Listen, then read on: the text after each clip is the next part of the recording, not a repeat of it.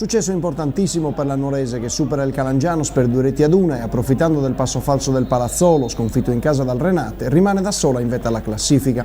Per oltre un'ora la Nuorese ha dominato l'incontro, giocando a buon ritmo e concedendo pochissimo ai giallorossi. Poi nell'ultimo quarto d'ora e con il Calangianus ridotto in 10, i verdeazzurri hanno sofferto, concedendo troppo spazio alla formazione di Raggi, brava dal suo canto a crederci fino al termine.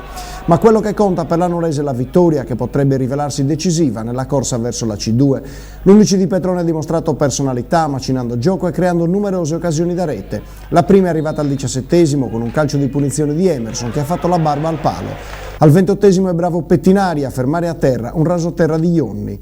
Al 35esimo la gara si sblocca, Spinelli calibra un preciso traversone dalla tre quarti e Cosa è bravissimo a deviare di testa alle spalle dell'incolpevole Secchi, decisiva forse anche una deviazione di Nuvoli. Nel finale del primo tempo ancora Cosa vicino al gol, ma questa volta il suo colpo di testa termina alto sulla traversa. Nella ripresa la Nuorese spinge ancora sull'acceleratore, dopo appena 5 minuti raddoppia. Dossù va via sulla corsia di destra e mette al centro un pallone invitante sul quale Cosa si avventa deviando in rete. La Nuorese continua ad attaccare e Secchi è bravo a mettere una pezza sul pallonetto tentato da Troianiello. Ancora l'attaccante napoletano vicino al gol poco dopo la mezz'ora, ma il portiere gallurese ribatte. Il Calangianus rimane in 10 per l'espulsione di Castricato, ma i giallorossi trovano la forza per reagire e a 10 minuti dal termine riaprono la gara. La difesa nuorese pasticcia e Colombo, da distanza ravvicinata, infila Pettinari.